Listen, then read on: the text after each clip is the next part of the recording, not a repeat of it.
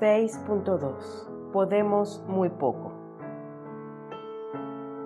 Desde la cumbre sinuosa de todo lo dicho, el hombre se pone en pie, levanta la cabeza, abre los ojos y se encuentra con que casi todo está consumado, que podemos muy poco, que nuestras zonas de opción son pequeñas, que si la libertad existe y funciona, está, sin embargo, condicionada en amplias zonas de nuestra personalidad y en algunas circunstancias casi anulada, y que, en fin, somos esencialmente precariedad e impotencia. La sabiduría consiste en aceptar con paz el hecho de que podemos muy poco y en poner en acción toda nuestra capacidad de entusiasmo para rendir al máximo en ese poco. Hemos visto, al hablar de lo genético, que nuestra personalidad es capaz de expandirse en algunas direcciones, que altas murallas le cierran el paso en otras, que con grandes esfuerzos puede lograr algunos resultados en determinados campos. He conocido innumerables personas hundidas en el abismo de la frustración. Por los días de su juventud comenzaron a soñar en los más altos ideales: felicidad conyugal, santidad, éxito profesional, política. Pasaron los años. Por largo tiempo lograron mantener en alto la antorcha de la ilusión. Luego, paso a paso, fueron sintiendo y comprobando la distancia que existía entre sus sueños y la realidad. Vieron cómo sus ilusiones se las llevaba el viento una por una. Hoy, a sus 50 o 60 años, se les ve decepcionados, escépticos. Ya no creen en nada. Su ideal se convirtió en su sepultura, porque no era un ideal, sino una ilusión. El ideal es la ilusión más la realidad. Podemos muy poco. Esta insistencia en nuestro desvalimiento no tiene por qué desanimar a nadie, sino todo lo contrario. El desánimo proviene del hecho de poner la mirada en cumbres demasiado elevadas. Cuando comprobamos que son inaccesibles, nos invade el desánimo. Nosotros, en cambio, decimos: es verdad que podemos poco, y aceptamos de antemano esa impotencia, pero para lograr ese poco pondremos en juego la totalidad de nuestras energías. Aquí no habrá desengaño ni desilusión, porque no hubo engaño ni ilusión. He aquí el secreto de la sabiduría: poner toda la pasión, pero a partir de la realidad. Supongamos que el ideal más alto se cifra en alcanzar 100 puntos. Hay que aspirar a alcanzar esos 100 puntos, luchar ardientemente por alcanzar esa cumbre. Pero el hombre debe saber y aceptar de antemano que lo más probable es que solo alcanzará 75 puntos, o 47, o 24, o tal vez solamente 5. Debe aceptar con paz esas eventualidades, ya que de otra manera el despertar podría ser muy amargo. Esta es la manera concreta de disecar un manantial inagotable de sufrimiento. Saber y aceptar serenamente que tu inteligencia es más limitada que tus deseos de triunfar, que tus posibilidades de perfección humana son relativas, que tu felicidad conyugal o tu éxito profesional pueden fallar, que no siempre serás bien aceptado en la sociedad, que no se te concretarán todos tus proyectos, que no te faltarán enemigos, y no siempre por tu culpa, que tu influencia será limitada en tu medio ambiente. Acepta de antemano todo esto, y tus energías no se quemarán inútilmente, sino que estarán disponibles para la lucha de la vida y acabarás saboreando la tranquilidad de la mente y la paz del corazón. La gente no cambia, no puede cambiar. En el mejor de los casos puede mejorar. Como hemos visto más arriba, toda persona arrastra, grabados y enterrados en sus cimientos primordiales, los trazos indelebles de su personalidad. Nació sensible, morirá sensible, eso sí, mejorado, esperamos. Nació rencoroso, a los 5 años manifestaba síntomas de inclinación al rencor, y también a los 50 y a los 80. Morirá rencoroso, aunque mejorado, esperamos. Nació tímido, sensual, impaciente, primario. Los códigos genéticos le acompañarán porfiadamente hasta la sepultura. ¿Por qué asustarse? Las cosas son así. Deja que las cosas sean como son y, dentro de tus posibilidades, libra el gran combate de la liberación. La gente sufre ansiando ser de otra manera y se desespera al comprobar que no lo puede conseguir. Conozco numerosas personas que han hecho y siguen haciendo esfuerzos persistentes para no ser como son, para limar las aristas de su personalidad, y lo que consiguen cambiar es muy poco o nada. Y siempre con el riesgo de caer en una fosa hecha de desaliento, tristeza y frustración. Este es uno de los peores sufrimientos humanos, del que debemos liberarnos. Bajo los efectos de un intenso fervor religioso, por ejemplo, suavizaron los defectos, incluso tuvieron la sensación de haberse liberado definitivamente de ellos, de haber cambiado. Años después, al decaer de aquel fervor religioso, comprobaron con dolor que los defectos reaparecían, no habían cambiado. He visto demasiada gente quemada por los complejos de culpabilidad al no poder mantenerse dentro del cuadro de valores y virtudes que recibieron en su juventud, y se han transformado en enemigos de sí mismos. Se castigan, se ensañan contra sí mismos, se avergüenzan, se hieren. Secretamente se trata de un intento de venganza porque se irritan al sentirse tan poca cosa. En suma, se humillan y la humillación no es sino un orgullo camuflado. No aceptan sus propias limitaciones.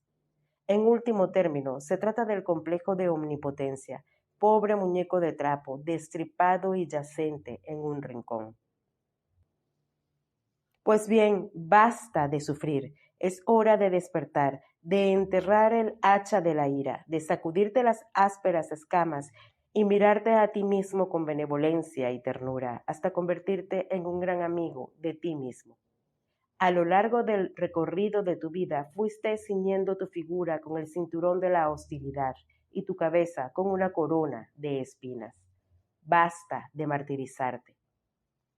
Como la madre que extrema sus cuidados precisamente con el hijo más desvalido, amarás tú esa frágil vasija que es tu persona, precisamente por lo que y en lo que tiene de quebradiza, y la envolverás con un abrazo de piedad y ternura. Esto puede sonarte a autocompasión, pero no lo es, sino todo lo contrario.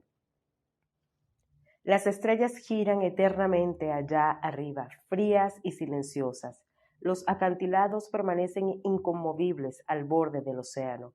Con sus raíces hundidas en la arena, el invierno es frío y el estío ardiente. Las cosas son como son, y tú eres como eres. Te gustaría ser alegre, no lo eres. Te gustaría brillar, no puedes. Te gustaría agradar a todos, no lo consigues. Te gustaría tener la inteligencia de éste, la hermosura de aquel, el encanto de aquel otro. Te gustaría, en suma, haber nacido de otra manera. Sueños locos, llamas de fuego. Es inútil. ¿Para qué lastimarte? Despierta. Los sueños, arrójalos a la basura. Las llamas, apágalas y toma serena y sabiamente en tus manos la fría realidad. Eres como eres. Y de todas maneras, a pesar de tus reticencias y repugnancias, eres una maravilla. Transforma tus sufrimientos en brazos de comprensión para ti mismo y tus entrañas en un regazo de acogida. Acéptate a ti mismo, no como te gustaría ser, sino como realmente eres. Te gustaría tener don de gentes, pero eres tan retraído. Te gustaría alcanzar una estrella con tus manos, pero eres tan bajito. Te gustaría señorear tu propio mundo, pero un cúmulo de instintos sensuales y tendencias negativas te traen a maltraer. No te irrites ni te deprimas por eso. No te entristezcas por nada. No te avergüences de nada. Una estatua de arcilla. No, eres aurora y campana, arquitectura que, para ser catedral, solo necesita de tu compasión y acogida, tu benevolencia y cariño. Sé feliz, porque son legión los que esperan participar de tu lumbre, contagiarse de tu alegría. Se vive una sola vez. Nadie vuelve a atrás. No puedes darte el lujo de despilfarrar tan bella oportunidad. No puedes permitir que se deshoje inútilmente esta roja amapola. Llena tu casa de armonía y el mundo se llenará de armonía. Ten siempre presente que la existencia es una fiesta y el vivir un privilegio. Hay una planta que debes cultivar diariamente con especial cuidado y mimo: la alegría. Cuando esta planta inunde tu casa con su fragancia, todos tus hermanos y hasta los peces del río saltarán de alegría. 7. La angustia. El hombre, digamos así, medieval, vivía afirmado sobre un determinado sistema de seguridades. Este sistema estaba, a su vez, construido por una visión sobre el hombre y su destino, y en general por una concreta cosmovisión, todo ello basado en la fe cristiana. A partir del Renacimiento, el esquema de ideas se fue desmoronando lentamente, y por ende, las escalas de valores y el sistema de seguridades. Y mientras se consumaba este derrumbe, el espectro de la angustia fue paralela y simultáneamente poblando las entrañas de la humanidad. Es que en épocas anteriores no existía la angustia, probablemente no en la proporción de los tiempos modernos, pero existía, aunque paliada, sublimada y absorbida por las convicciones y certezas de la fe. Es verdad que el hombre se ha liberado de las ataduras de la religión, pero al esfumarse el sistema de seguridades, el hombre se ha encontrado desplumado e indigente frente a un abismo absurdo, náusea, nada, en suma, la angustia. ¿De qué le ha servido tal liberación? Podemos afirmar que el subproducto más característico de la modernidad es la angustia. Si nos asomamos a los horizontes de la filosofía, el teatro, la poesía, el cine, la literatura en general, nos encontraremos con la extraña identificación entre el hombre moderno y la angustia. 7.1. Angustia y ansiedad. Frecuentemente se confunde la angustia con otros sentimientos similares como congoja, aflicción, tedio. Incluso, aunque clínicamente sean perturbaciones estrictamente diferenciadas, no rara vez se entrañan y se implican la depresión y la angustia. Y desde luego, la obsesión y la angustia se comportan alternativamente como madre e hija. Es conveniente subrayar la diferencia que existe entre inquietud, ansiedad y angustia. En la inquietud predomina la sensación física sin que, no obstante, se produzca ahogo u opresión. Además, la inquietud es tan solo una sensación, sin llegar a ser un sentimiento. No llega, pues, a alterar el sistema afectivo. Sin embargo, lo que importa en el terreno de las distinciones es diferenciar netamente la ansiedad de la angustia. En la angustia, la sensación de opresión repercute especialmente en la región epigástrica, con dificultades de respiración y todo envuelto en un halo de tristeza. En la ansiedad, en cambio, el malestar se circunscribe al plano torácico. Esto es, en la angustia hay una reacción física que se exterioriza como una sensación de apretura, ahogo y encogimiento. Es una sensación profunda que afecta directamente a la zona visceral, pero también se localiza en el plexo solar, en la zona precordial y en la garganta, y siempre con carácter de opresión y apretura. En cambio, la ansiedad es una perturbación más bien psíquica, se experimenta como una impresión de inseguridad y es más bien de carácter cerebral que somático.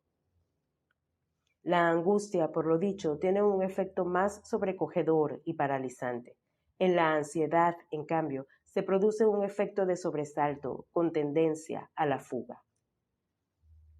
Ante un peligro exterior, por ejemplo, en el caso de la angustia, el sobrecogimiento se apodera de la zona profunda de las vísceras y quien lo experimenta queda acorralado, atrapado, inerte. Tratándose en cambio de la ansiedad, el sobresalto impulsa al sujeto a buscar la solución. En suma, la angustia es más profunda, somática y visceral. La ansiedad, en cambio, es más bien cerebral y psíquica. En la mayoría de los casos coexisten simultáneamente la angustia y la ansiedad, y en una amalgama tan confusa que es difícil distinguir las fronteras divisorias entre la una y la otra, o cuál de ellas prevalece. Con frecuencia, sin embargo, existe la ansiedad sin angustia y viceversa. Resumiendo, podemos decir que la angustia y la ansiedad son matices diferentes de una misma experiencia. Por eso, en otros idiomas como el inglés existe una sola palabra para designar a ambas: anxiety. Es fácil también confundir la angustia con el miedo, y desde luego no deja de haber en toda angustia una buena dosis de miedo, aunque teóricamente el miedo tiene su propio objeto del que carece la angustia. Sin embargo, en el plano existencial existen transiciones entre ambos. El pueblo usa con frecuencia la expresión miedo angustioso. Mucho más emparentado con la angustia se halla el temor, por ser un sentimiento ante lo desconocido. Como se ve, los estados de ánimo se entrecruzan y se dan frecuentemente transiciones entre la angustia, el miedo, la ansiedad, el temor, la obsesión y la tristeza. 7.2. Angustia vital. Comencemos diciendo que la angustia puede ser como la depresión, reactiva, un sentimiento ligado a circunstancias exteriores. Y, de hecho, gran parte de la angustia es, como veremos, reactiva. Pero hay personas que habitan en la región de la angustia sin que hayan tenido estímulos amenazantes ni causas inductoras. Es la angustia vital. Nacieron así. Están angustiados habitualmente y sin motivo alguno. Existe, pues, una personalidad ansiosa, genéticamente angustiosa. Su estado de ánimo es permanentemente tenso y nervioso. Vive en ascuas, en una atmósfera interior hecha de temor, incertidumbre y preocupación. Esta personalidad ansiosa coincide generalmente con tipos aprensivos, acomplejados, tímidos y obsesivos. Se sienten perseguidos por dentro y por fuera. Habitan en un mundo de fantasmas. En sus mansiones interiores reina un caos primordial, como efecto de la desintegración interior o falta de unidad y control. Por eso dicen los existencialistas que el angustiado siente la amenaza de la disolución de la unidad del yo. Se preocupan de todo, viven los problemas de los demás, familiares, amigos, como si fueran propios, pero en lugar de tratar de solucionarlos, se complican cada vez más a sí mismos y a los demás, porque sufren inútilmente. Sienten miedo de todo, viven de aprensiones y suposiciones, y sobre todo de interrogantes.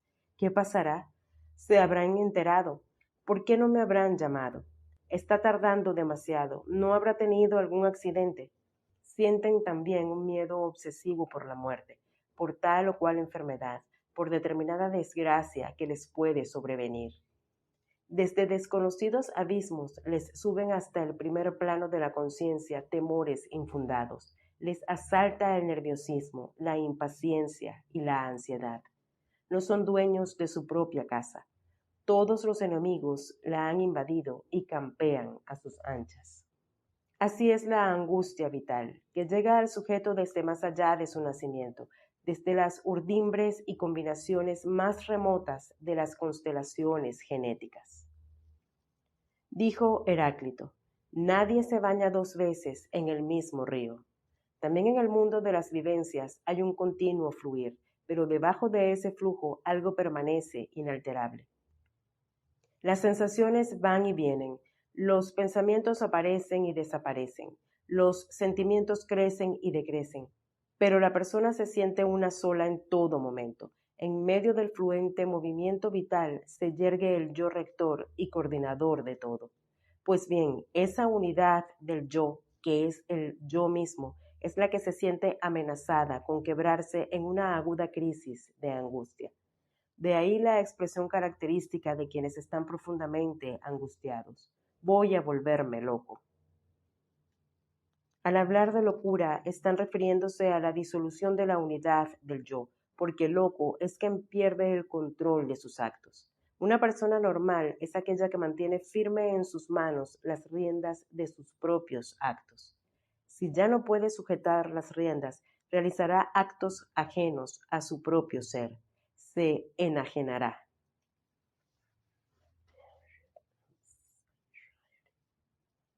7.3. Angustia reactiva. Los que sufren la angustia vital son los menos. Por lo general, la angustia es reactiva, provocada por circunstancias exteriores. Podríamos definirla como una compleja interacción que se produce entre el individuo y su ambiente. En toda angustia reactiva se da siempre, en primer lugar, una circunstancia exterior portadora de un peligro eventual. La víbora ha entrado en la casa, pero no sabemos dónde se ocultó. Comienza a temblar la tierra. Se ha producido una fuerte turbulencia en un vuelo de avión. Mañana se decide el pleito. Se ha producido un incendio en la casa. Han secuestrado el avión en el que viajaba nuestra hija. En segundo lugar, se produce una tensión. El agente exterior impacta en la persona, es decir, el acontecimiento ejerce sobre la persona una fuerza oprimente. Esta presión deja una marca, herida o alteración del estado anímico de la persona con variados efectos. Eso es la angustia. Ejemplos. Si recibo una pedrada, la herida será proporcional al volumen de la piedra y a la violencia con que fue lanzada. Sujetamos con una cuerda una piedra de 100 kilos y la colgamos del techo. La cuerda se tensa en proporción al peso de la piedra, y a causa de eso, en el tejido de la cuerda se produce una tensión de tal magnitud que la cuerda se estira e incluso puede romperse.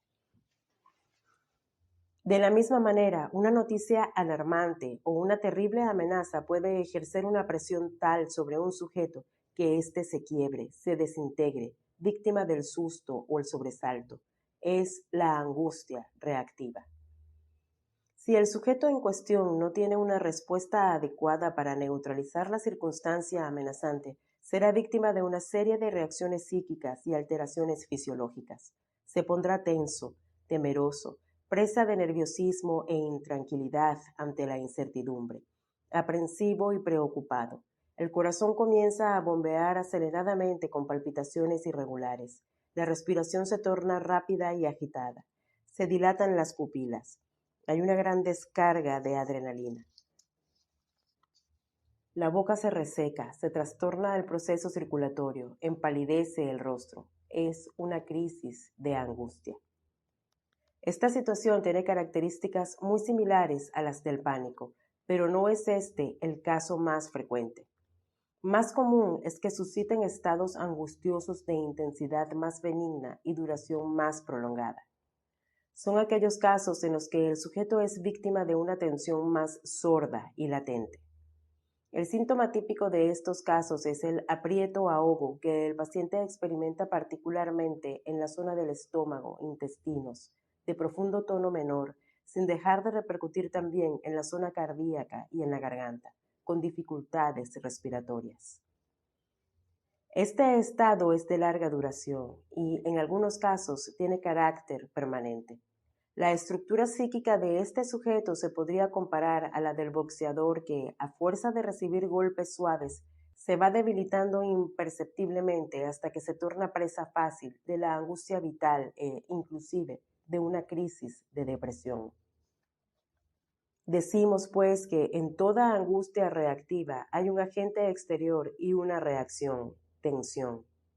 Ahora bien, la cuantía de esta tensión depende de una serie de factores. En primer lugar, del fenómeno mismo, que puede ser poca cosa o puede llevar una notable carga de peligrosidad. En segundo lugar, puede depender también de la interpretación o valoración subjetiva que la persona impactada haga sobre el grado de amenaza o peligrosidad que perciba en aquel acontecimiento.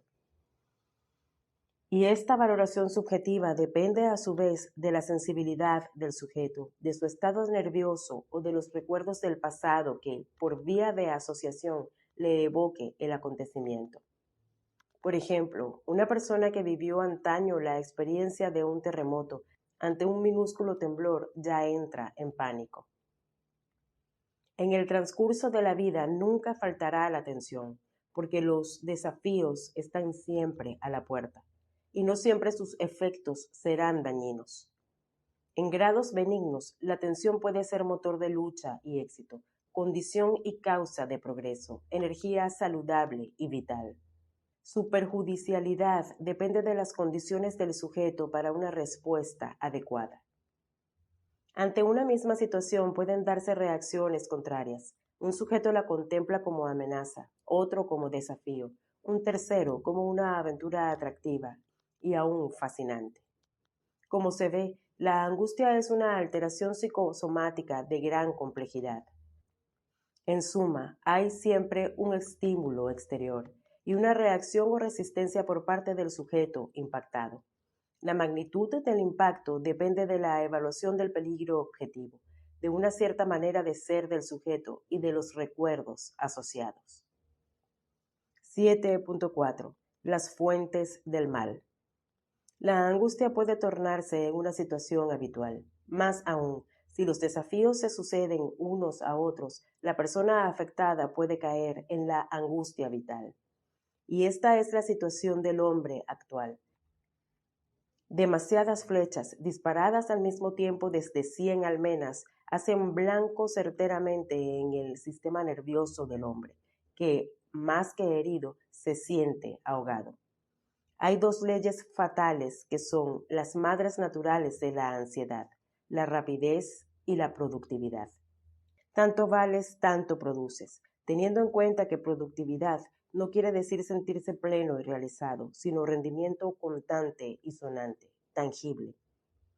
Al hombre se lo mide por su capacidad de rendimiento, y él, a su vez, valora la vida por el rendimiento que le reporta. A cualquier profesión se le exige un máximo de productividad, algo que se pueda disfrutar ahora mismo. Existe una psicosis de la prisa. En la escala social de valores, un fracaso económico es peor estigma ante la sociedad que, por ejemplo, el fracaso matrimonial.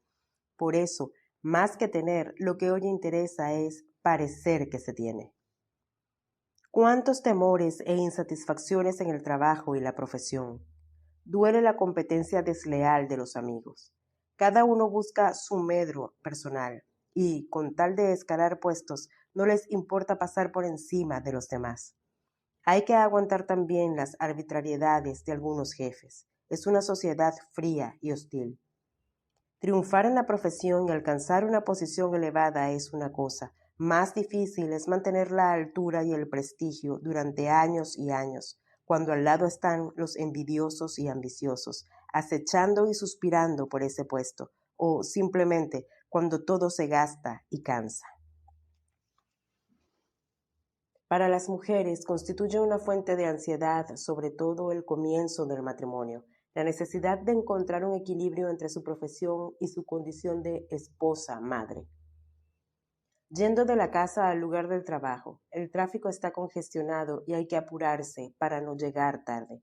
De vuelta a casa, las muchedumbres se agolpan para alcanzar lo más rápidamente posible el metro u otros medios de locomoción en medio de ruidos estridentes. Tal vez llueve. Y la gente llega a casa cargada de ira, de nerviosismo, de desagrado. En la sociedad urbana, las familias cambian con frecuencia de domicilio, en medio de tensiones, incertidumbres y problemas de adaptación. En el seno del matrimonio, entre los compañeros de trabajo, en el vecindario, surgen las desinteligencias, los intereses creados y las incompatibilidades. Los hijos, en plena etapa de desarrollo, pasan de una crisis a otra. Van pasando los años, los entusiasmos disminuyen, comienzan a aparecer las enfermedades. La jubilación ha resultado menos satisfactoria de lo que se esperaba. Es una sensación de impotencia e inutilidad, difícil de explicar. Los viejos son un estorbo en todas partes en esta civilización. La polución atmosférica ha alcanzado en la mayor parte de las ciudades límites intolerables. Se hace difícil respirar, los ojos lagrimean. La tele nos acribilla día a día con tragedias acaecidas en lejanos países del planeta. El desempleo, la pobreza, la desnutrición, las malas condiciones sanitarias y la precariedad de las viviendas constituye un verdadero martirio para grandes sectores de la población. El estrépito de las calles estimula el nerviosismo y la agresividad. He aquí las fuentes de la angustia. ¿Cómo no sucumbir ante el pertinaz asedio de tantos estímulos? ¿Cómo salvarnos de tantas fieras como nos acechan y amenazan? Pertenecemos a esta civilización, no podemos evadirnos de ella, pero ¿qué podemos hacer para mitigar la angustia? 7.5. Vías de liberación. Quienes sufran de angustia vital deberán tener en cuenta varios presupuestos. A. No sanarán radicalmente. Ya hemos explicado con largueza que la constitución genética acompaña a la persona hasta el final. B. Pueden, sin embargo, mejorar considerablemente, hasta el punto de tener la sensación de ser verdaderamente felices. Quienes sufran de angustia reactiva, es el caso de la mayoría, pueden liberarse de ella por completo, hasta llegar a adquirir una completa serenidad interior y el gozo de vivir. Unos y otros deberán tener presentes y llegar a la práctica las consignas expresadas anteriormente. Salvarse a sí mismo. Todo será un proceso lento. Habrá retrocesos, lo que no debe asustar. Perseverar pacientemente en el trabajo de liberación, adquirir el dominio mental, buscar herramientas de liberación en el capítulo siguiente. Los sedantes o tranquilizantes constituyen el 20% de los fármacos, lo que es una exageración. Estos depresores, siempre que se tomen por prescripción médica, pueden aportar un alivio temporal en situaciones de emergencia, pero con su uso prolongado e indiscriminado, el organismo se habitúa y se hacen necesarias dosis cada vez mayores, produciendo una completa dependencia. No es necesario recordar cómo el alcohol y las drogas van deteriorando paulatinamente el sistema cerebral y su normal funcionamiento. Y ya se sabe cuál es el final de estos desarreglos. Conversar, fumar, tomar café, etc. no son una solución, sino una evasión. Todo es inútil. No hay manera de evadirse. El enemigo está adentro. El problema es cómo enfrentarlo con los ojos abiertos y reducirlo. Reevaluación. Cuando una persona se enfrenta con una situación amenazante, por lo general no es capaz de efectuar un correcto juicio de evaluación sobre el grado de amenaza, debido al sobresalto, la sensibilidad del sujeto o simplemente por no tener una perspectiva de análisis suficiente. Por todo ello, no rara vez sobreestima la peligrosidad de la situación y surge la angustia. Estas son las reglas de oro para mitigar la angustia. Detenerse, pensar que estoy sobredimensionando el volumen exacto de la amenaza, volver a colocar los hechos en una perspectiva más objetiva. Contar la situación angustiosa a una persona amiga y equilibrada.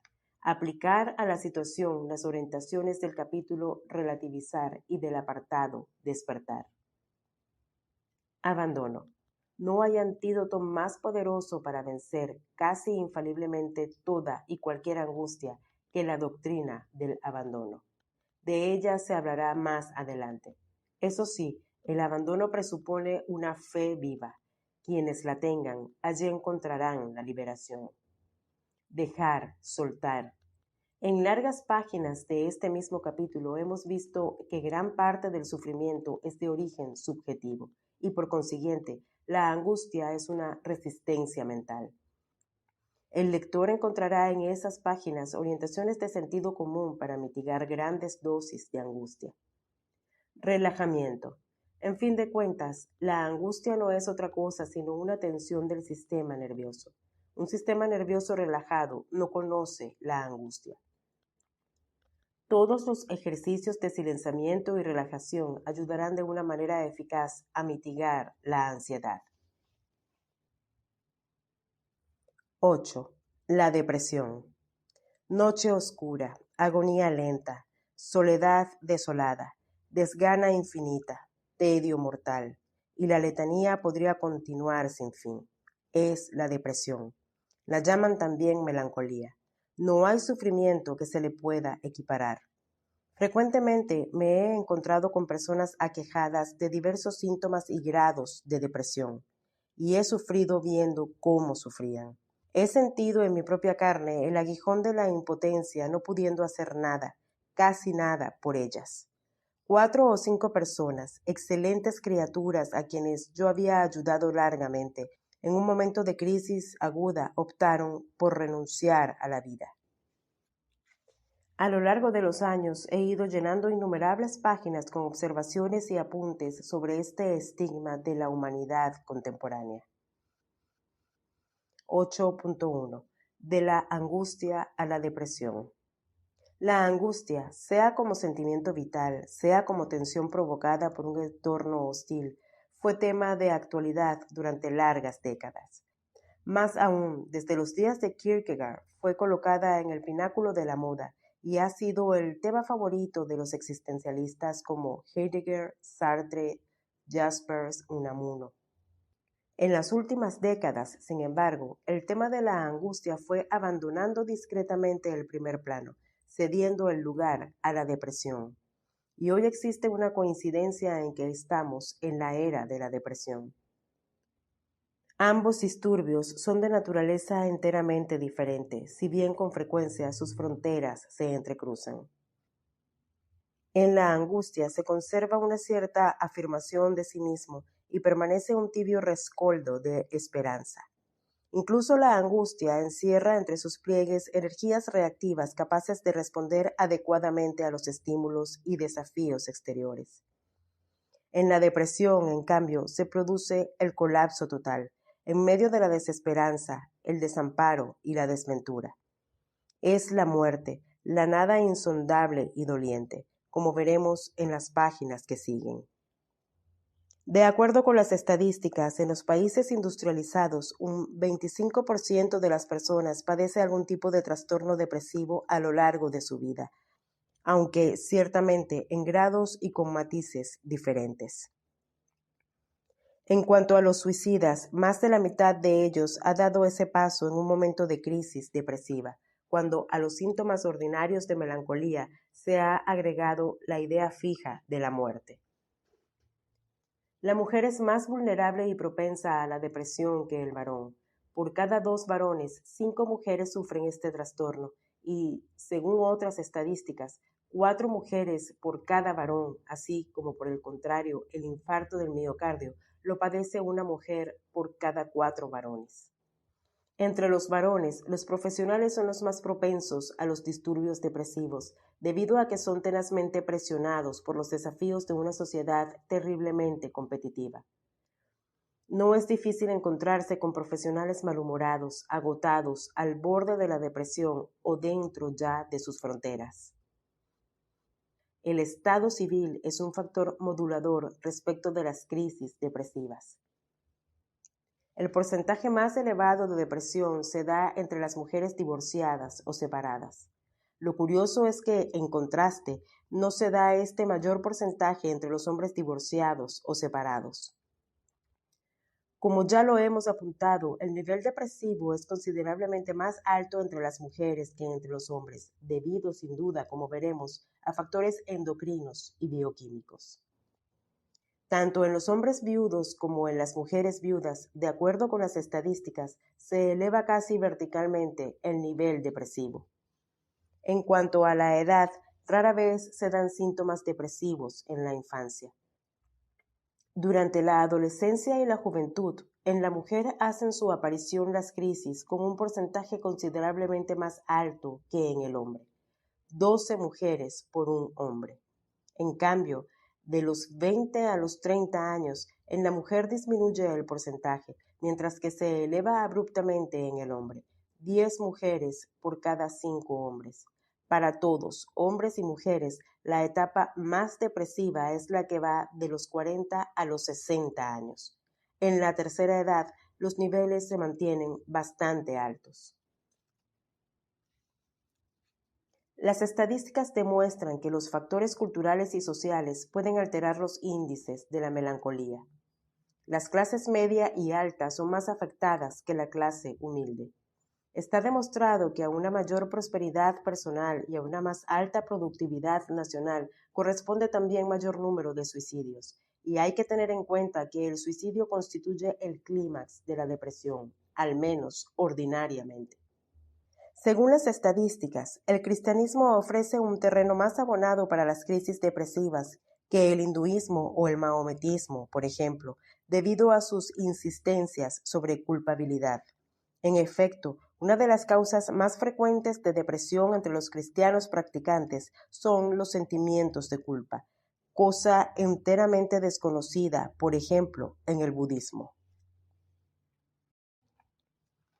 8.2. Precisiones.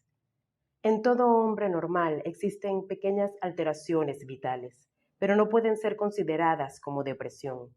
Una cosa es la tristeza motivada de las personas normales, están tristes porque han recibido una mala noticia, y otra cosa es la tristeza inmotivada de los melancólicos. Pero también a las personas normales pueden sobrevenirles tristezas no motivadas.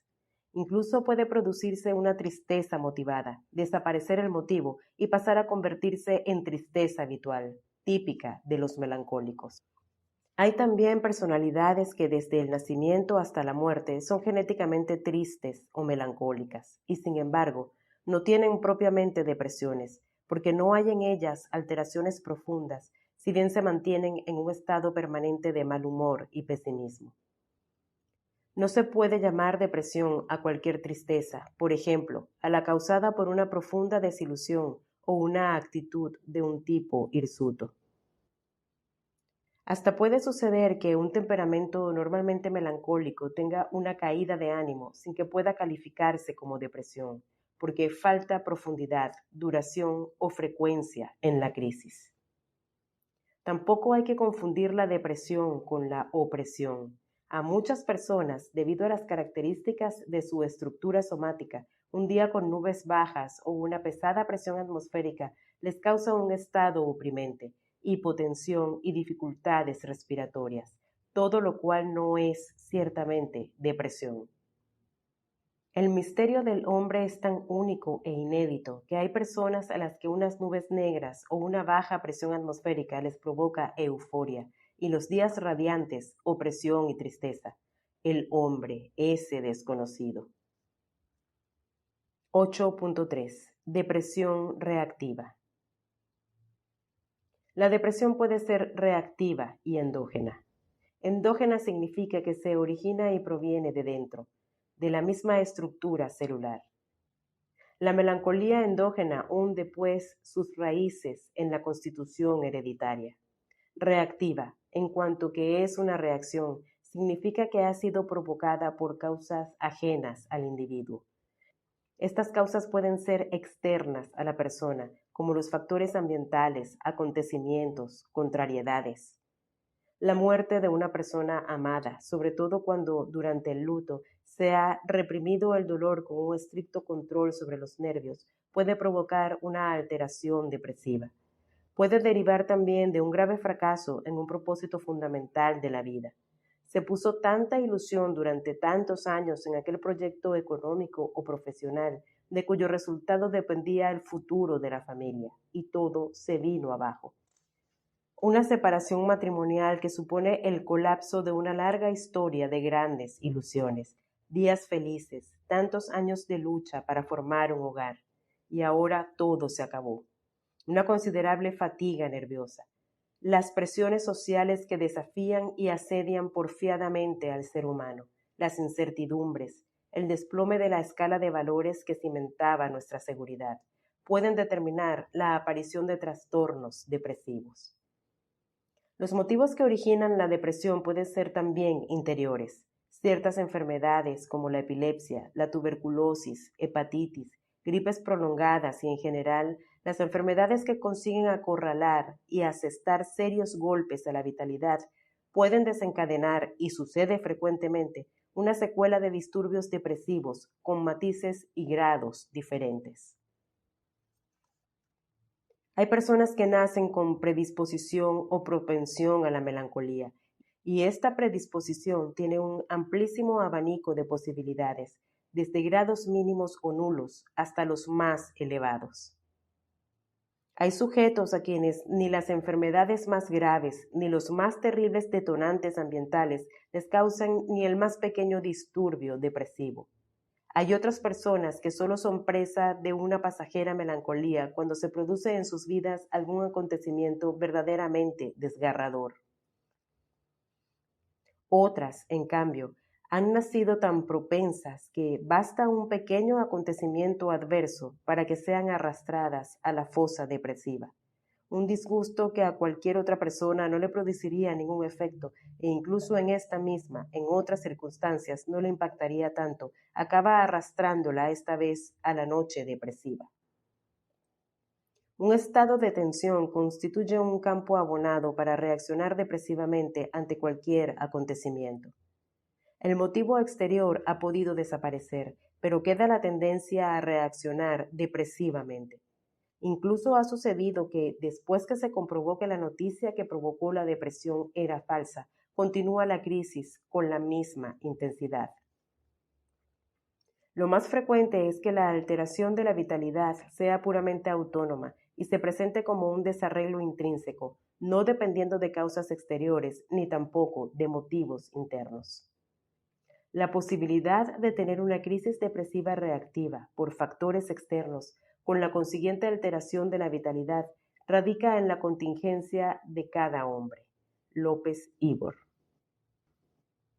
8.4. Depresión endógena.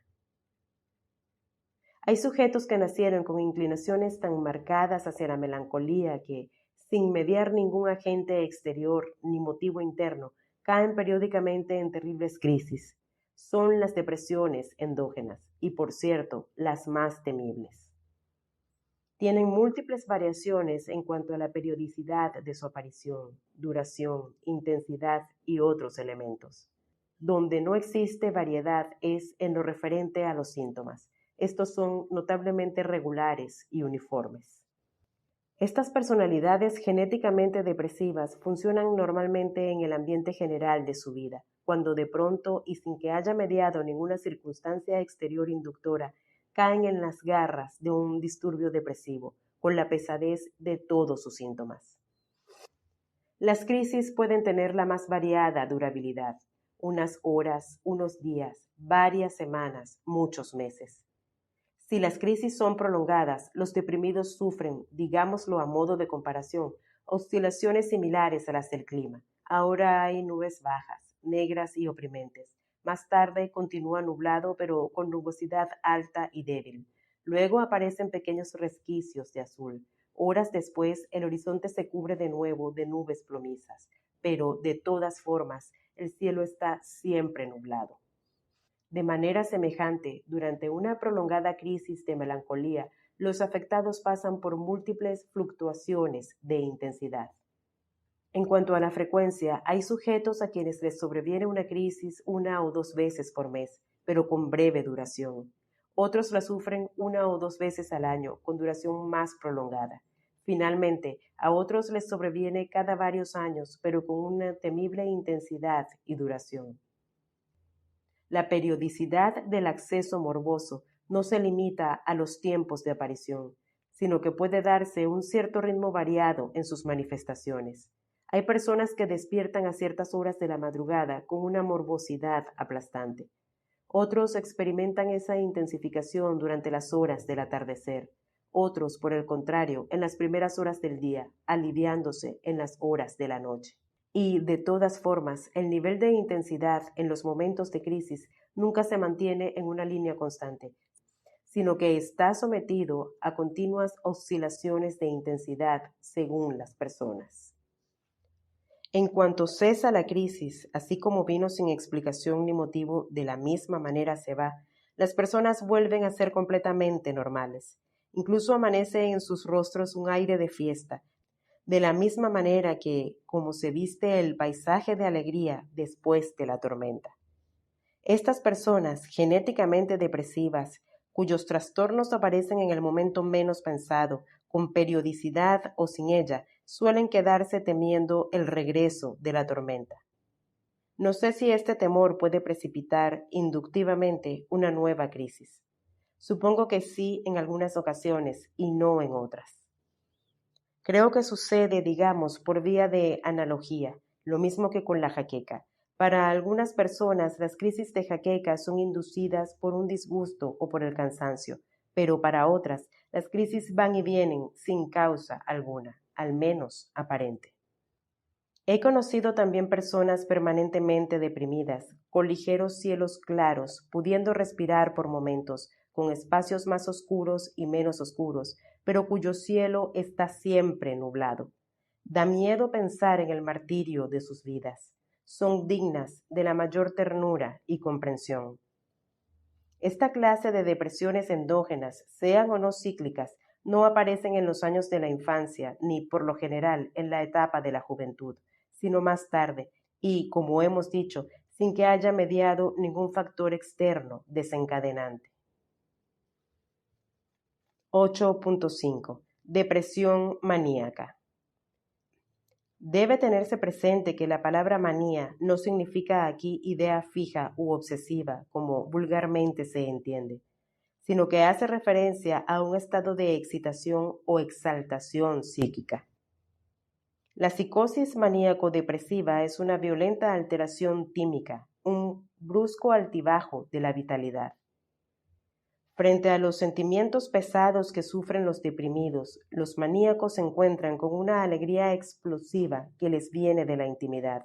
Sienten la existencia como una fragante primavera, y ninguna desgracia, por terrible que sea, es capaz de ensombrecer su indestructible alegría durante ese período. Estas personas pasan en un movimiento circular y cíclico de la euforia a la melancolía y de la melancolía a la euforia, en un tránsito generalmente brusco. Estos vaivenes ciclotímicos se suceden como los flujos de una ondulación, como las olas del mar, subiendo y bajando, como la respiración que se tensa, inspiración, y se relaja, aspiración, como el movimiento del péndulo que va de un extremo al otro. La exaltación maníaca es delirante, casi dionisíaca, y la depresión, como sabemos, sombría. En un despliegue frenético de juego de pelota, el ánimo va pasando de la tristeza a la alegría, de la inhibición a la exaltación, de la angustia al éxtasis, de la desesperanza a una esperanza invencible, de la desgana a una euforia casi furiosa. Se trata, en definitiva, de una oscilación circular y violenta de los humores o sentimientos vitales. Este tránsito puede efectuarse de la euforia a la depresión o viceversa. A la manera de todas las depresiones endógenas, también aquí se da una gran variedad en cuanto a la periodicidad, duración e intensidad de los accesos morbosos. Entre las depresiones endógenas, las ciclotímicas son las más específicamente genéticas. Las circunstancias ambientales no influyen aquí para nada. Se trata exclusivamente de una determinada constitución cerebral glandular. He aquí una descripción incomparable de Søren Kierkegaard sobre una crisis maníaco-depresiva. Un día, al levantarme de la cama, me sentía extraordinariamente bien. Este bienestar creció sobre toda analogía. A la 1 en punto presentí el máximo de excitación vertiginosa que no consta en ningún termómetro de bienestar. Cada función del organismo gozaba de su completa satisfacción. Cada nervio estaba acorde consigo mismo y en armonía con todo el sistema. Cada pulsación atestiguaba la poderosa vitalidad que inunda todo el cuerpo. Andaba como flotando, pero no como el vuelo del pájaro que atraviesa el aire, sino como las ondas del viento en el sembrado, como las olas anhelantes del mar, como el deslizamiento ensoñador de las nubes. Mi modo de ser era el de pura transparencia, como la profundidad del mar, el silencio satisfecho de la noche, como el sosiego monologal del mediodía. La existencia entera estaba enamorada de mí. Todo lo enigmático se esclarecía en mi bienaventuranza microscópica, que todo lo explicaba. Como he dicho, a la 1 en punto estaba en lo alto. Entonces comenzó bruscamente a picar algo en mi ojo izquierdo. Yo no sé lo que era, si una pestaña o un polvillo, pero lo que sé es que en el mismo momento caí en el abismo de la desesperación. 8.6. Una visión general. Como dijimos, la tristeza y la alegría son fluctuaciones normales de humor que acompañan y rodean los avatares de una existencia. Incluso la postración puede surgir sin motivo especial y por eso no necesariamente indica anormalidad. La depresión, en cambio, posee una naturaleza muy diferente y se caracteriza por un profundo y prolongado abatimiento. El deprimido pierde más o menos fácilmente sus facultades de comunicación. Le acompaña también un intenso dolor moral que los demás, por lo general, apenas comprenden y una total impotencia para cualquier iniciativa de cara al futuro. En la mayoría de los casos, los deprimidos reviven los hechos más sombríos de su pasado, lo que les produce sentimientos de culpabilidad. Todo intento o esfuerzo psicomotor está destinado al fracaso. Lo que más les molesta a los melancólicos es la reacción incomprensiva de los familiares y en general de las personas que les rodean. Haz un esfuerzo, lo tienes todo para ser feliz. Convéncete, todo es subjetivo, es inútil. Privado como está de capacidad psicomotriz, el deprimido naufraga fatalmente, no puede levantarse. La postración morbosa suprime todo gusto. El deseo de mantener contactos afectivos desaparece. Las funciones instintivas se encuentran alteradas, casi aletargadas. Desaparece también el sueño tranquilo y reparador. Muchos alcanzan a dormir en la madrugada y aún en este caso el sueño es superficial e intermitente. En las horas de insomnio se deja curso libre a los recuerdos amargos y las ideas más negras penetran y se instalan en la mente como moscas sin poder ahuyentarlas. Son dominados casi obsesivamente por complejos de culpabilidad debido a faltas reales o ficticias. Una ansiedad que llega como en oleadas se sobrepone a todos los demás síntomas. En este contexto fácilmente puede nacer el deseo de morir. Y cuando se dan todas las condiciones y todas ellas tocan el techo, el enfermo puede aproximarse a las puertas del suicidio. La depresión afecta a todo el organismo. Encerrado como en una prisión, en su melancolía, el deprimido vive con amargura una sensación oprimente de inutilidad. Sus gestos son lentos y torpes, su mímica, también torpe, no refleja más que aflicción. Su mirada se empaña, su voz monocorde expresa pensamientos derrotistas y habla con vacilación. 8.7. Síntomas. Después de esta visión general, vamos a señalar unos cuantos sentimientos dominantes que, a modo de síntomas, ayuden a identificar la depresión. Tristeza. Se puede sentir tristeza por algo que sucedió, pero en la depresión se trata de una tristeza vital, sin motivo alguno. Puede ser una tristeza pasiva. En ella subyace un sentimiento de impotencia y desaliento, y cuando es muy profunda, el enfermo puede tener la sensación confusa de que el cuerpo entero participa de ese sentimiento, como si la tristeza emanara como una secreción, permítaseme la expresión, de los poros del cuerpo. Una tristeza, pues, encarnada. A muchos he oído utilizar esta misma expresión, tristeza corporal, como si estuviera consustanciada con el propio ser. La cabeza tiende a inclinarse, los brazos y las piernas se caen, y todo el cuerpo pareciera desmoronarse hecho pedazos. Cabe también una tristeza activa.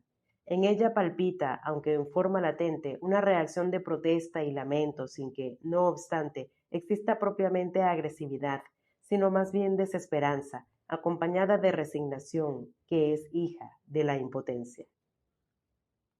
Inhibición.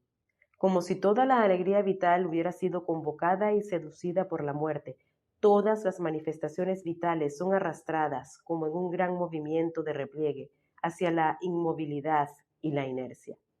Todo se paraliza, la capacidad de pensar, de recordar, todos los resortes de la expresión, todas las facultades de actuación. Es la muerte del sistema psicomotor. Hay una sensación general de aplanamiento, de desánimo, vacío de impulsos y sentimientos, muerte absoluta de toda capacidad creativa. No hay deseo de emprender nada. El enfermo se torna incapaz de vibrar con las alegrías y de entristecerse con las tristezas. Todo le resulta indiferente. Mueren la alegría, el humor, el impulso sexual, las ganas, el hambre. El depresivo no hace plan alguno, no actúa, se sumerge en la pasividad. Su musculatura se hace flácida, las funciones digestivas se realizan perezosamente, baja la presión arterial y desciende el ritmo cardíaco. Llorar ya es una catarsis, liberación parcial del sufrimiento. Pero el depresivo, por no tener ganas de nada, ni siquiera tiene ganas de llorar. A lo sumo llora hacia adentro. Es la melancolía más desoladora, profunda e inefable. Kierkegaard dice: cuando se está angustiado, deprimido, el tiempo transcurre lentamente. Cuando se está muy angustiado, aún el mismo instante se hace lento. Y cuando se está mortalmente angustiado, el tiempo acaba por detenerse. Querer correr más deprisa que nunca y no poder mover un pie. Querer comprar el instante mediante el sacrificio de todo lo demás y saber que no se halla en venta. Desesperanza. El deprimido se deja atrapar por los anillos de un misterioso remolino, trágico y temible. Ni siquiera tiene ganas de salir de ahí. Como han muerto las facultades volitivas, llevado en los brazos de la inercia, el deprimido ni siquiera siente deseos de hacer algo para salir de ese estado. Ha habido personas que me han confiado que, debido a esa inercia letal, ni siquiera se movieron para atentar contra su vida. Una de las experiencias más desoladoras que me ha tocado vivir es esta: la impotencia para consolarlos. No hay alivio posible para ellos. Poco o nada sirve el recurso a la fe, los métodos de relajación, las consideraciones sobre la transitoriedad de la vida. No hay eco, no hay reacción ni respuesta alguna. Es como poner una inyección de vitaminas a un cadáver. Dios tenga piedad de estos enfermos y les conceda la gracia de tener paciencia, de esperar a que pase la tempestad. No hay persona que, sumergida en la noche de una crisis aguda y prolongada, no piense en el suicidio. Si no pasan a los hechos, es a causa de los efectos letales que produce esta enfermedad. Pero, aún así, se sienten seducidos por aquella ventana, merodean por aquel acantilado, aquel rompeolas, el puente sobre el río, las vías del tren. Y, si finalmente se ha consumado el deseo fatal, es debido al siguiente mecanismo. A veces, a la depresión se agrega el fenómeno de la obsesión. Ahora bien, si el contenido de esta obsesión es la idea fija de morir, y si la crisis es grave y larga, es difícil evitar un intento de suicidio. Y para peor, los sujetos deprimidos suelen tener, por lo general, un aspecto saludable. No se advierte en ellos ningún síntoma de enfermedad. Todos sus órganos, uno por uno, están sanos. Los electros no señalan nada anormal. El médico dice, no tiene nada. Sus compañeros de trabajo y sus familiares abundan en suposiciones gratuitas. Son caprichos, se hace el enfermo, es pura pereza, evasión. Y así llegamos al colmo del absurdo, que es el siguiente. Si la alteración depresiva hubiera sido motivada por un desastre en el que murió su ser más querido, todos le comprenden y le compadecen, y él se comprende también a sí mismo. Tiene motivo más que suficiente para sentirse deshecho. Pero cuando la depresión es endógena y llega la crisis y sin motivo alguno ni razón de ser, le invaden y se apoderan de él la tristeza, el amargor, el desamparo, la desolación, la desesperanza y en suma una agonía de muerte y para colmo de desdichas. Si los familiares y amigos lo hostigan con incomprensiones e ironías, es que ya estamos tocando el techo más alto del absurdo y del drama humano. Cabe peor infierno. 8.8. Algunos testimonios. Un viernes de agosto amanecí rara, pero no tenía ninguna razón para sentirme incómoda, insegura. Traté de olvidar. Pasaban las horas y cada vez me sentía peor, angustiada, oprimida, asustada. En la noche fuimos a la fiesta, y el miedo me empezó a desesperar como si algo me fuera a suceder. Tenía el pecho apretado, me faltaba el aire. Fue terrible, porque no tenía ningún motivo personal para sentirme así. La depresión me comenzó a los 40 años. Entonces diagnosticaron que se trataba de cansancio mental, pero más tarde rectificaron ese diagnóstico. Las crisis me vienen aproximadamente cada 4 meses. Es imposible expresar lo que se siente. Para que alguien lo entendiera, tendría que experimentarlo en su propia carne. Se acaba la felicidad, aún del deber cumplido. Se piensa que uno es un estorbo para todos, pues el vigor de la actividad se anula. En la mañana, al despertar, siento gran pavor de pensar que tengo que vivir un día más. No tengo ilusión para nada. El quehacer, desde el arreglarse y arreglar la habitación, es como una montaña que pesa enormemente. Todo esto resulta dificilísimo, trabajoso, aunque no sea más que coger una escoba para barrer. Una tristeza sin límites. Me digo, ¿cómo haré hoy la clase? No puedo dominar a los niños como antes. No sé cómo comenzar la clase, pues toda capacidad de iniciativa tan necesaria para enseñar desaparece, y los niños, como si lo adivinaran, se aprovechan. Voy al recreo con las profesoras sin desearlo, y no tengo nada de qué hablar. Permanezco en silencio, contesto con monosílabos, y en medio de todas mis compañeras me siento sola, infinitamente sola. El afecto, aun por los seres queridos, desapareció. Me siento un ser raro que no se comunica, pues no merece la palabra de nadie.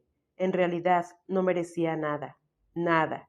Si no me saludaban, no me ofendía, porque pensaba, no merezco que me saluden. A las personas que me rodeaban las sentía como bultos. Entretanto, iba al médico, un alivio de días y nada más. También me asalta la convicción de que no merezco el cariño de los demás. Si una compañera me pide un favor, eso me parece una gran consideración y la atiendo muy bien. Me siento un peso para la familia. Estarían mejor sin mí. En la sala de conferencias buscaba ser la última y en el rincón más alejado. En tal situación, me imagino que todos leen mi estado interior y, por lo tanto, no me desean cerca. Y vivo esto como una realidad y digo, no me quieren, ¿cómo me soportan?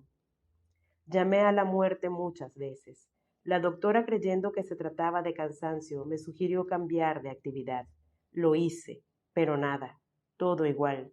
Yo me consumía sola, solo quería morir y no se podía. La doctora me dijo un día que no me vengan a mí esas pruebas. Cada 3 o 4 meses había mejoría y entonces sí, era la persona más feliz del mundo. Miedo y deseo de morir, desaparecer, preocupación, tristeza. Tengo aquí dentro un mal que me ha robado toda la vitalidad. Parece que la gente se da cuenta. Intento disimular, pero no lo consigo. Tiene 24 años, casada, sin hijos, habitualmente alegre. Una mañana siente que la melancolía se apodera de ella. Abatida en la cama, no puede asumir las tareas hogareñas. Desganada, una oprimente tristeza hizo que ni se aseara ni desayunara ese día. Al atardecer, sintiéndose menos débil, comienza a preparar la cena a su marido. Con el pretexto de estar fatigada, se acuesta temprano esa noche. Despierta a las 5 de la mañana e inmediatamente vuelve a sumergirse en el desfile de ideas negras, con remordimientos por comportamientos pasados, con una sensación aguda de incapacidad. ¿Para qué vivir?, se pregunta, recordando el intento de suicidio que le condujo al hospital 2 años atrás. A las 7 de la mañana sigue postrada con la mirada fija, casi paralizada. El médico confirma el diagnóstico: recaída en la depresión. Tiene 27 años. Trabaja como secretaria con buena remuneración en un gran establecimiento comercial. Tiene excelente entendimiento con su marido y no tiene ningún problema con sus 2 hijos. Todo era bienestar y armonía. Pero desde algún tiempo atrás viene arrastrando una fatiga sin motivo y un tedio insuperable. Duerme poco y mal. Descuida totalmente el reglamento personal. No se maquilla. Lo peor, no se interesa nada por sus hijos.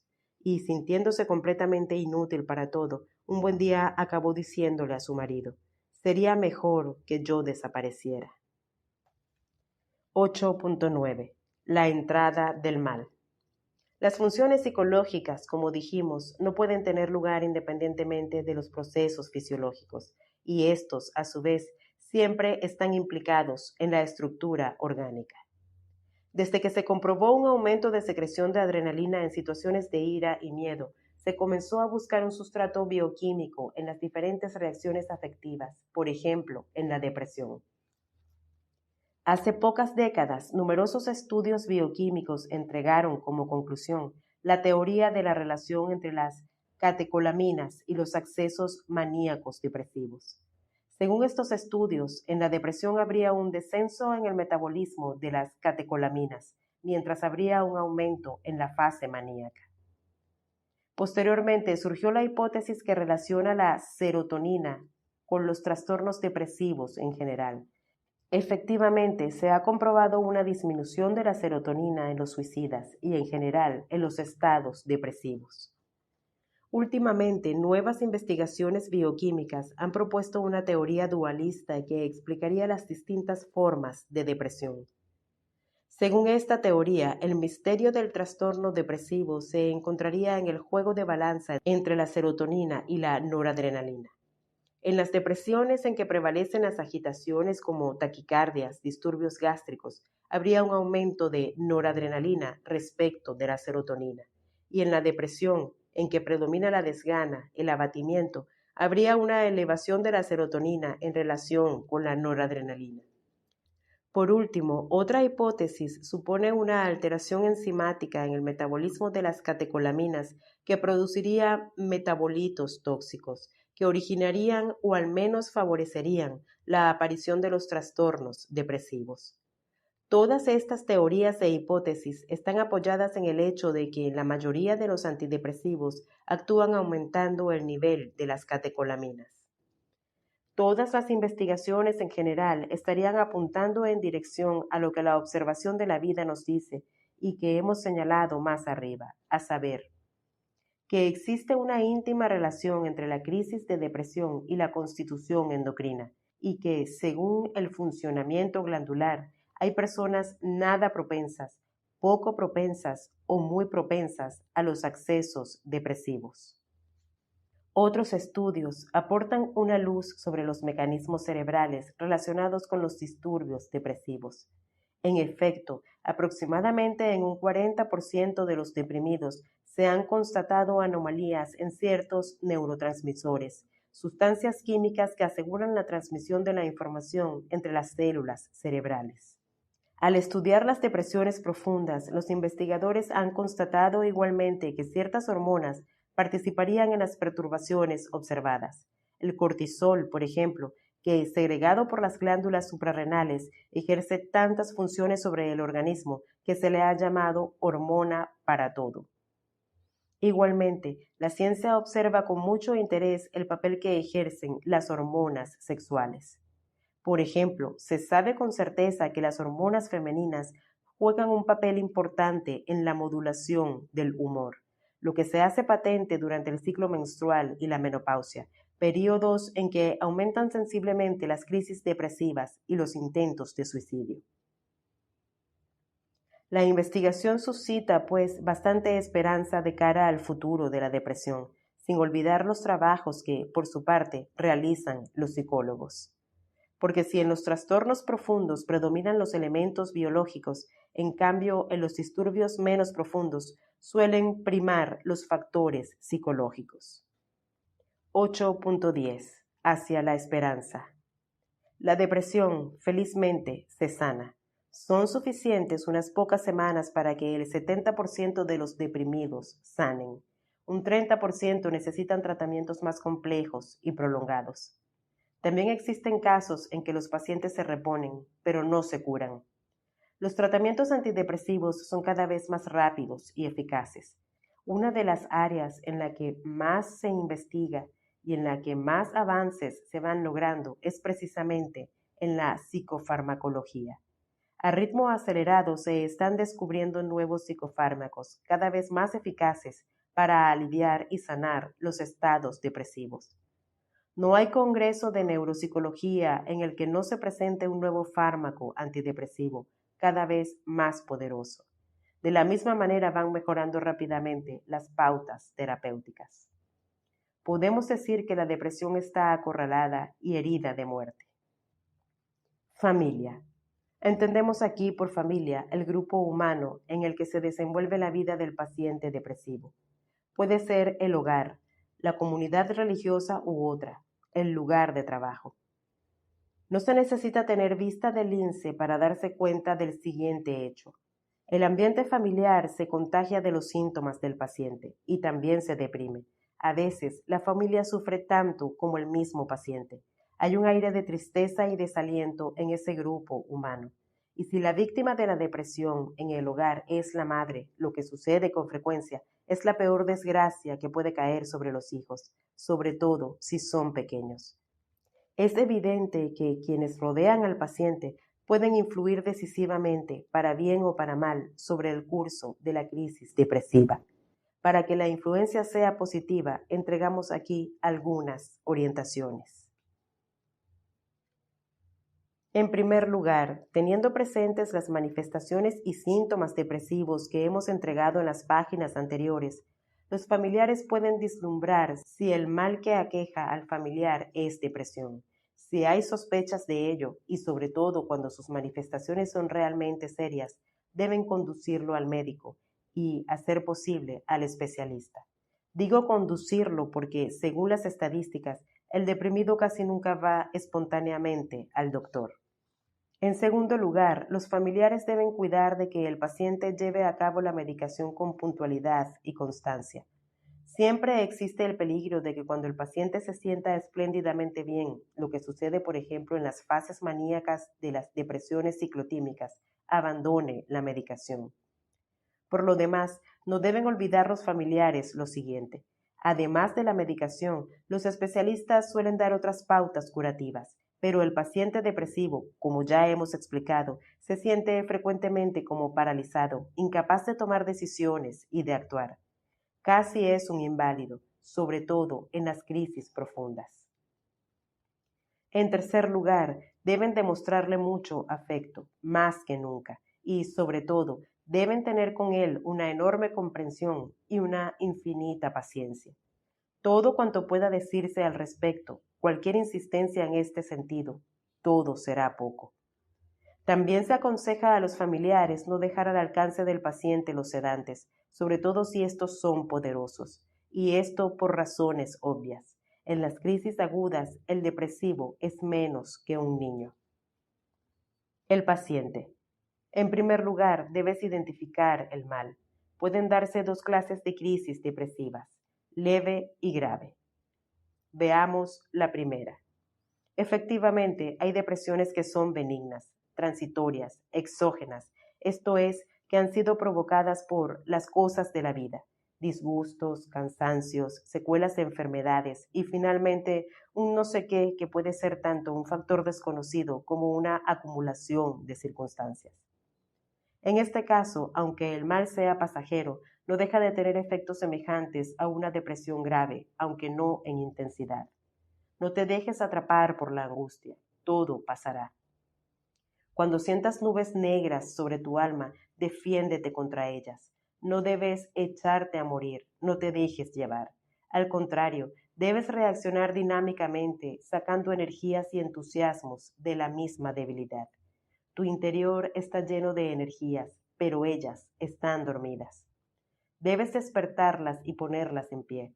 Debes luchar resueltamente contra la tendencia primaria de la depresión a la inhibición. Debes echar mano de técnicas de autosugestión. Al despertar dirás, hoy será un día maravilloso. Saldrás a pasear y sonreirás a la naturaleza diciendo, todo es hermoso, mi vida es hermosa. Gozaré de una inmensa felicidad. Yo venceré a la enfermedad. Yo estoy bien. Yo soy feliz. Convéncete. Te salvarás de la melancolía. Y otra cosa, solo tú puedes salvarte. Di a tu alma, yo quiero vencer y venceré. No te olvides de que puedes mucho más de lo que imaginas. En este libro encontrarás varios capítulos que te ayudarán expresamente a superar esa crisis. Búscalos tú mismo. Otra cosa es cuando la depresión es hereditaria, te viene de dentro, tiene hundidas sus raíces en la estructura celular genética y, por añadidura, presenta síntomas graves. Para saber si tu mal es de este género, observa un poco a tus familiares más próximos. Si descubres en alguno de ellos síntomas depresivos, es probable que tu mal sea congénito. Aún en el supuesto de que sea endógeno, no te olvides de que las depresiones pueden ser de dos clases, las normales, de una sola fase, la depresiva, y las ciclotímicas, de dos fases, maníaco-depresivas, es decir, exaltación y depresión. ¿Cómo ayudarte a ti mismo? Debes distinguir dos momentos, cuando estás en plena crisis y cuando estás normal. Cuando te encuentres en plena noche oscura, procura lo siguiente. Ten paciencia. Recuérdate a ti mismo que todo pasará. No descuides la medicación. No hagas nada contra la vida. Recuéstate impotente en los brazos de Dios y descansa. Y espera, porque mañana será mejor. Cuando estés normal, vete surciendo un tejido mental con los criterios de fe que encontrarás en la segunda parte de este libro. Pero si tu fe es débil o no existe, unas cuantas consideraciones doctrinales de esta primera parte te ayudarán a asumir con paz y serenidad el misterio de tu vida. 9. El otro. No es el caso del bosque y el árbol. El árbol, solitario en la meseta, crece y vive con la misma gallardía. No es el caso del antílope y la manada. El rumiante, perdido en la estepa africana, no se hace problemas para sobrevivir. Ni tampoco es el caso del cardumen y el pez. Este, solitario en las aguas profundas, no echa de menos para nada a su grupo. Muy distinto es el caso del hombre. Como ya lo hemos explicado, el hombre, al tomar conciencia de sí mismo, volvió la mirada hacia sí mismo, se analizó, se midió y se ponderó, y se encontró solitario, indigente, encerrado entre las paredes de sí mismo. ¿Cómo salvarse de esta cárcel? Con una salida hacia el otro. El ser humano es como un muñeco balanceándose entre dos abismos, la necesidad de ser el mismo y la necesidad de ser para el otro, esencialmente mismidad y esencialmente relación. El otro es, pues, para el hombre, necesidad y salvación. Imaginemos por una hipótesis a un hombre abandonado para siempre en medio de un páramo. Estallaría, se desintegraría mentalmente, regresando probablemente a las etapas prehumanas. El otro, reiteramos, es pues para el hombre necesidad y salvación. Pero esa relación, ay, no siempre es salvación, sino también frecuentemente suplicio y dolor, cosa que le llevó a Sartre a estampar aquel acorde desabrido: el infierno es el otro. Habiendo hecho un largo camino por el interior de la vida, he podido comprobar que, efectivamente, el otro es el manantial más importante y temible de sufrimiento humano. Del otro le llegan al hombre los impactos más dolorosos. Y henos aquí, atrapados de nuevo entre las tenazas de la contradicción, que lo que es necesidad se nos pueda tornar en infierno. 9.1. Los secretos resortes. La madeja de la relación humana es de tal complejidad que, para desenredarla, se necesitaría escribir otro libro. Tan solo entregaré algunas pinceladas. Tú te presentas y actúas, supongamos, delante de 15 personas, y al final cada uno de los asistentes tiene una apreciación diferente, intelectual y afectiva acerca de tu actuación e incluso de tu persona. Hay 1000 factores que influyen en esta apreciación: evocaciones, transferencias, sensibilidades, historias personales. A veces es un simple juego de afinidad, me cae bien o no. Otras veces tu presencia les recuerda a otra persona y te transfieren a ti las simpatías o antipatías que sienten por aquella. Hay días en que todo se ve negro o todo azul, según la presión arterial, los metabolitos u otras alteraciones biológicas. No es raro que suceda lo siguiente. Resulta que ellos tienen sus propios cuadros de valores y detrás de ellos, naturalmente y agazapados, sus intereses personales. Pues bien, según la mentalidad o la escala de valores que perciban en ti, ellos se sentirán amenazados en sus intereses vitales, y todo ello influirá en la evaluación que hagan y en la actitud afectiva que asuman respecto de ti. Para unos ha sido motivo de estímulo, para otros de envidia, para otros de emulación. Aceptado por unos, rechazado por otros, indiferente para la mayoría. Todas esas reacciones, sin embargo, poco dependen de ti mismo o casi nada. El problema está más bien en ellos, pero ni ellos mismos son conscientes de sus propias reacciones. Son factores temperamentales e historias personales que, a modo de mecanismos, condicionan su actitud respecto de ti. He puesto y analizado este ejemplo para que se vislumbren los resortes misteriosos que están en la base de las relaciones humanas. 9.2. Las razones de la envidia. La envidia, amarilla y amarga, es la hierba más frondosa del huerto humano. Dicen que es la típica reacción de los infantiles. Así será.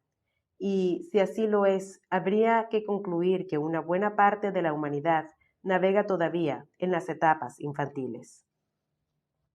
No rara vez hay brotes de envidia entre los hermanos de un mismo hogar, en el trabajo, en la oficina, en los grupos humanos, en las comunidades, en la arena de las luchas políticas y sindicales, en el mundo de los artistas, científicos y profesionales.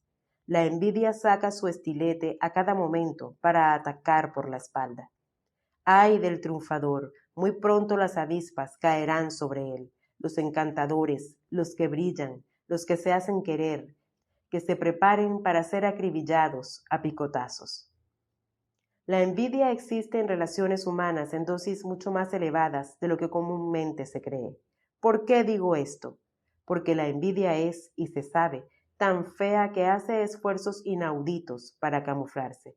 Es como la víbora que busca cualquier disfraz para ocultarse. Cuanto más fea es su cara, tanto más bonitos son los disfraces que utiliza.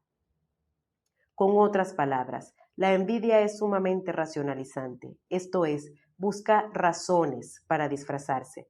Por eso toma aires razonables, poses objetivas. Dice la envidia: aquí les presento 5 razones para demostrar que fulano es un fracasado, pero las 5 razones son pura fachada. La verdadera razón es la sexta, la envidia.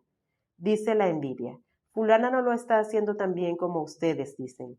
No se han fijado en que a su rostro le falta brillo, exagera esto y lo otro, no hay vigor en su entonación. Dice la envidia: fulano no sirve para ese cargo, su pedagogía no está actualizada, su poder de persuasión es relativo, su capacidad de comunicación mediocre. Hoy la sociedad necesita hombres con otras ideas, etcétera, etcétera. Así se disfraza la envidia. Nunca ataca al descubierto, siempre cobijada bajo el alero de las razones. Así, al amparo de la racionalización, vegeta y engorda, lanzando picotazos, minimizando méritos, apagando todo brillo. La gente sufre mucho a causa de la envidia. 9.3. Caricaturas y otras espinas. ¿Te vas o no te vas? ¿Haces o dejas de hacer? ¿Dices o dejas de decir? Y la gente a tu alrededor comienza una retahíla de interpretaciones y suposiciones. Vino para encontrarse con tal persona. No vino por no comprometerse con tal o cual cosa. Se fue allí con aquella intención. Dijo esto, pero quería decir aquello. Y la gente proyecta en ti sus propios mundos, lo que ellos harían, interpretaciones completamente subjetivas y gratuitas que con frecuencia pisan el terreno de la calumnia. Y así comienza a formarse una imagen distorsionada de ti, que va tomando cuerpo y convirtiéndose en tu caricatura. Es injusto. Te presentaste por única vez ante determinadas personas. No estuviste feliz. Salió a relucir aquel típico rasgo negativo de tu personalidad. Desde entonces, para esas personas, tú eres aquel rasgo, como si todo tú entero fueses ese defecto. Una burda caricatura, nuevamente. Peor aún, a veces ni siquiera se trata de un rasgo, sino de un desacierto incidental. Pues bien, desde ahora muchos te identificarán por aquel incidente, olvidándose de toda la polivalente complejidad de tu personalidad. Si acaso hubo en ti una tardía maduración intelectual y tus estudios fueron poco brillantes, tus compañeros de estudio conservarán para siempre una imagen mediocre de ti, aquella imagen de tus tiempos de estudiante, aunque ahora ocupes la presidencia del Banco Central. El lugar de trabajo, a veces, para mucha gente, es un lugar de tortura. De pronto se trata de un jefe inseguro y, por eso mismo, arbitrario y prepotente, y hay que aguantarlo, porque de otra manera podrías arriesgar tu empleo. Otras veces estás rodeado de tipos desagradables que, por resentidos, no pueden dejar de disparar contra ti dardos envenenados y cuya única satisfacción es molestar y herir. Tampoco faltarán los ambiciosos que, mediante intrigas y zancadillas, te hagan la vida imposible. Otras veces, el vecindario es un infierno de chismes en el que apenas se puede respirar. Llevan y traen cuentos, inventan y aumentan historias, vigilan, fiscalizan, siempre el otro. Pero el infierno puede estar también dentro de casa. Ahí está ese mar dilatado y profundísimo, el matrimonio. No entraremos, sin embargo, en esas aguas con la lupa analítica. Las alternativas de la vida matrimonial tienen, en realidad, una complejidad casi infinita, y solo para hacer un somero análisis necesitaríamos largas páginas. Tan solo dejamos aquí, de paso, este apunte. Para mucha gente, la vida de matrimonio constituye la fuente principal de sinsabores. Otras veces, el motivo de preocupación y sufrimiento son los hijos, sobre todo cuando están atravesando la borrascosa juventud.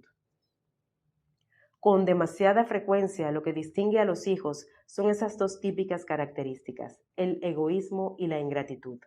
Los hijos, no raramente, buscan a sus padres siempre y cuando y en la medida en que los necesitan, por puro interés. No es raro encontrarse con casos en los que las madres de edad ya un tanto avanzadas acaban transformándose poco menos que en empleadas de sus hijos.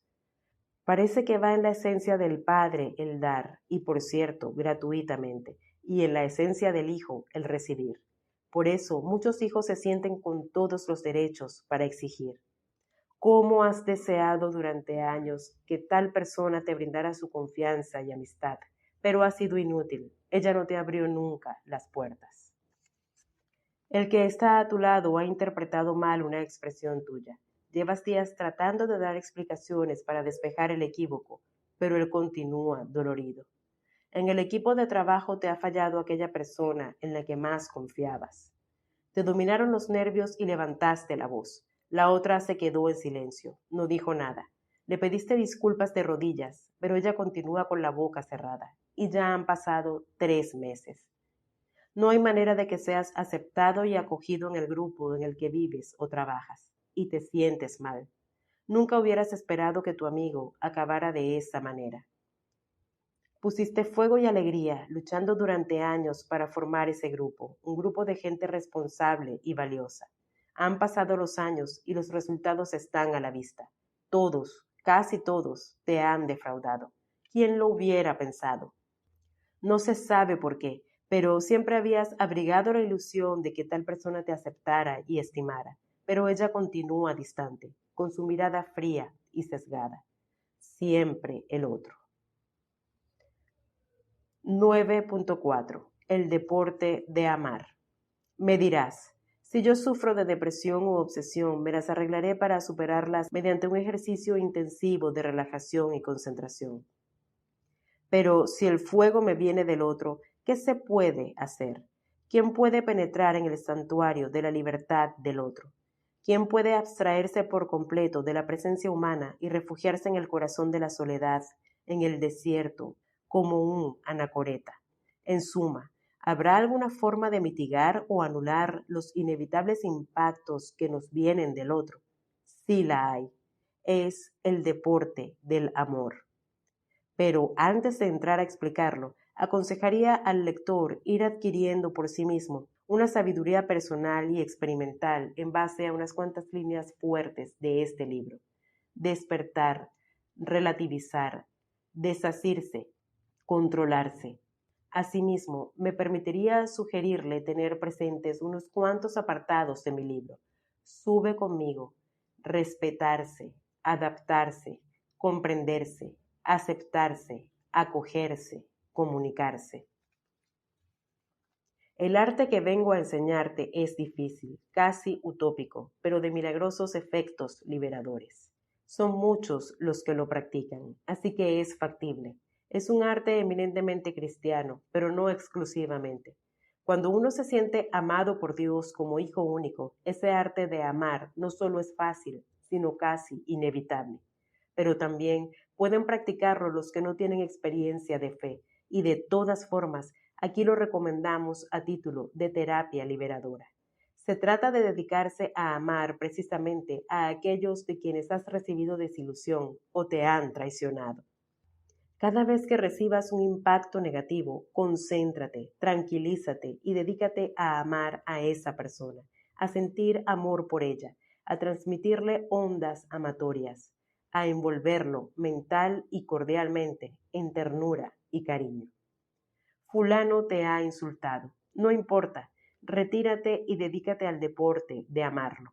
Piensa en él, transmítele ondas de cariño y benevolencia. Ámalo inmensamente, incansablemente. Te han retirado la palabra, acabas de enterarte de una traición.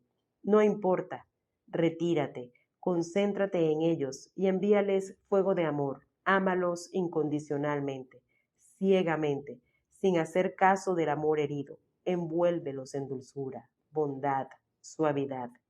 Ni siquiera tienes que dedicarte a perdonarlos, sino a amarlos. Envíales tu corazón y tus entrañas, traspasados de ternura por ellos. En fin, cada vez que alguien te haga sufrir, retírate al silencio de tu cuarto, y en lugar de enviarle ondas agresivas que solo a ti te dañan, inúndalo de dulzura mentalmente, llénalo de cariño, ámalo incansablemente. Esto parece, me dirás, una locura incomprensible. Así será. Pero yo estoy en condiciones de afirmar que no hay en el mundo terapia tan liberadora como esta. Es la más sublime libertad. Es justamente la perfecta alegría. Y es, por otra parte, el gran mandamiento del Señor, pero que yo, en este momento, lo recomiendo como la manera más eficaz de liberarse del sufrimiento que proviene del otro. Gracias por estar una vez más conectado a De Mi Voz a tu Alma. Continúa atento al tercer capítulo.